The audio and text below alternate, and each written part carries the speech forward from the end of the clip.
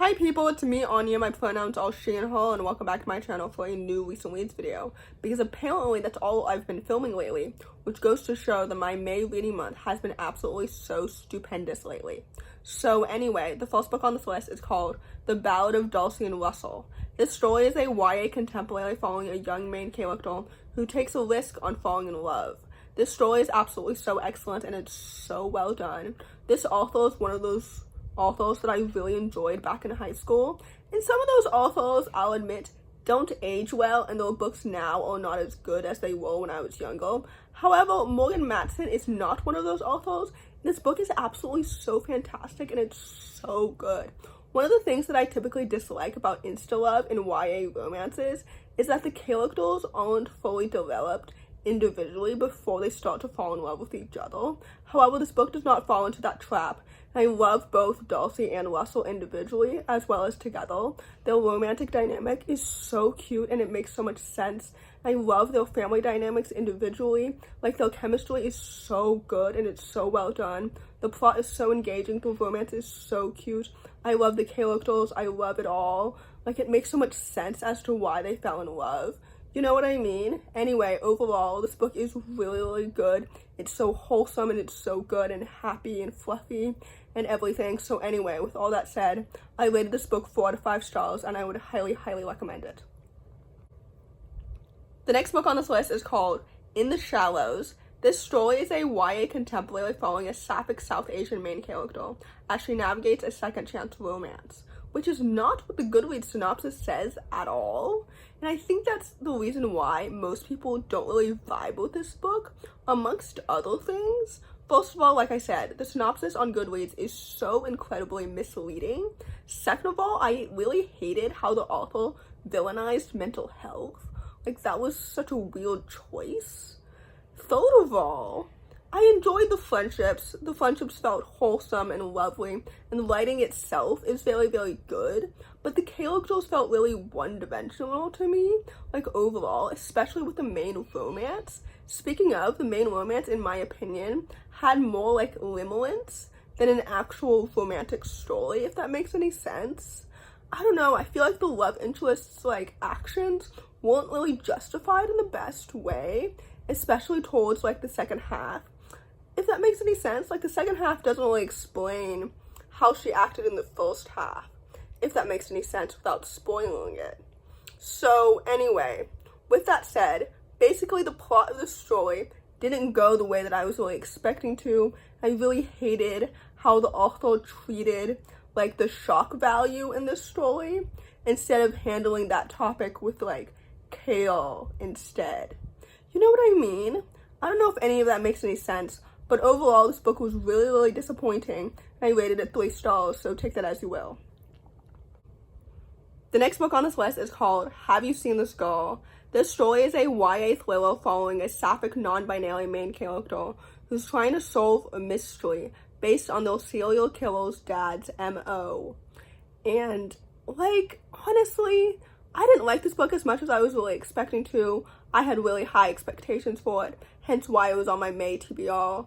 But overall, this book is definitely more character-driven than mystery-driven, which is what I was really expecting it to be.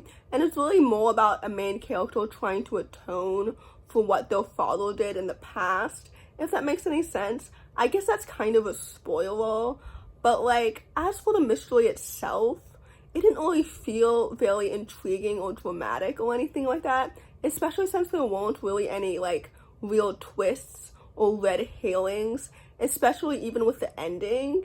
Like, there wasn't really, like, any shock value, if that makes any sense, and the characters themselves felt really one-dimensional, so I wasn't really attached to them either, when I should have been, if that makes any sense. I enjoyed the queer representation, obviously, and it felt very normalized, which I always enjoy. But, like, other than that, nothing about this book was really that great. So anyway, with that said, I rated this book 3 stars. It was very disappointing, so take that as you will. So the next book on this list is called Love Letters for Joy. This story is a YA contemporary following a disabled pan-romantic asexual main character who starts to question whether or not she's missing out on a quintessential high school experience. This story is absolutely so excellent and it's so well done, but maybe part of that is because right before this, like I mentioned, I read 2 really disappointing, highly anticipated new releases.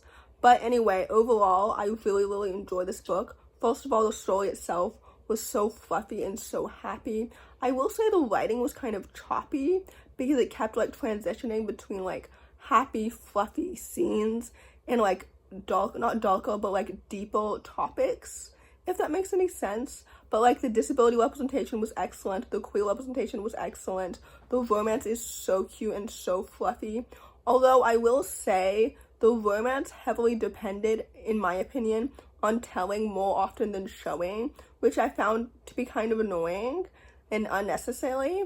But like overall, this book was really good, and I definitely understand the hype for it. I love disability representation as a disabled person myself, and Joy and I share a disability, if you didn't know.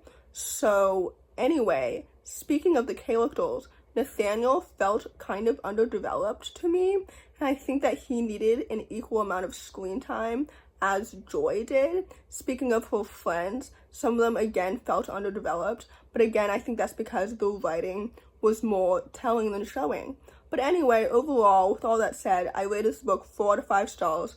I really did enjoy it overall, and I would highly recommend it.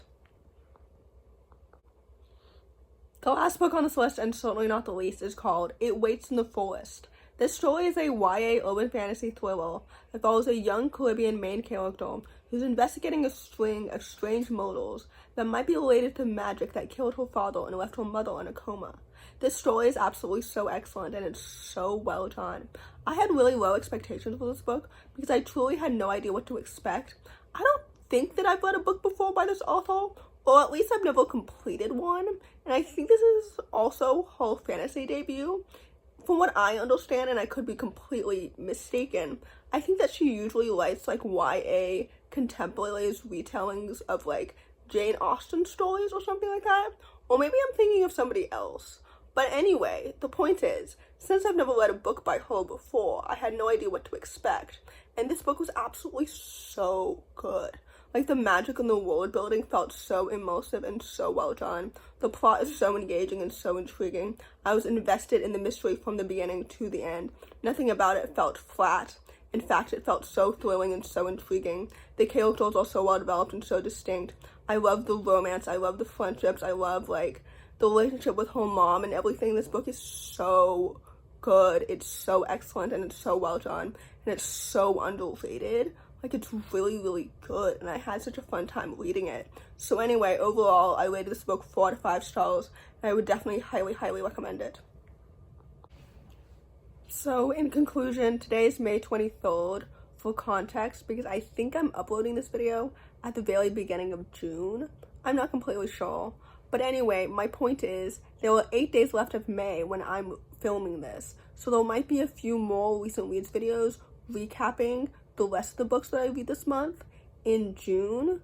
But anyway, the point is, if you enjoy this video, please don't hesitate to give it a big thumbs up. Comment down below the bicycle emoji if you made it all the way to the end of the video. Thanks for watching. Subscribe to my channel if you're new, and I'll see you in my next video. Bye!